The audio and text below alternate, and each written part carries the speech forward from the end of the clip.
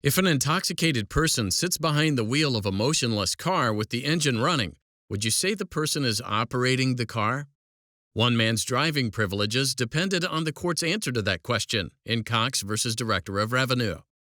In 1998, a Missouri police officer found Steven Cox asleep or unconscious in the driver's seat of a parked car. The keys were in the car's ignition and the car's motor was running. When the officer knocked on the window, Cox woke up, looking disoriented.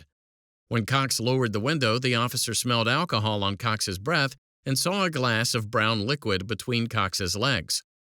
The officer asked Cox to turn off the ignition and exit the car. Cox failed a sobriety test, and the officer arrested Cox for driving while intoxicated.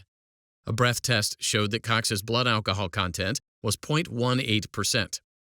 The Missouri Director of Revenue suspended Cox's driving privileges under a state statute that, at the time, required the director to suspend a person's license if an arresting officer had probable cause to believe the person was driving a vehicle with a blood alcohol content of at least 0.1%. Cox requested a trial in state circuit court. At trial, Cox argued that the officer didn't have probable cause because the officer never saw him driving or operating the car. The circuit court concluded that the director improperly suspended Cox's driving privileges. The appellate court reversed, and the Missouri Supreme Court granted transfer of the case to review the circuit court's decision.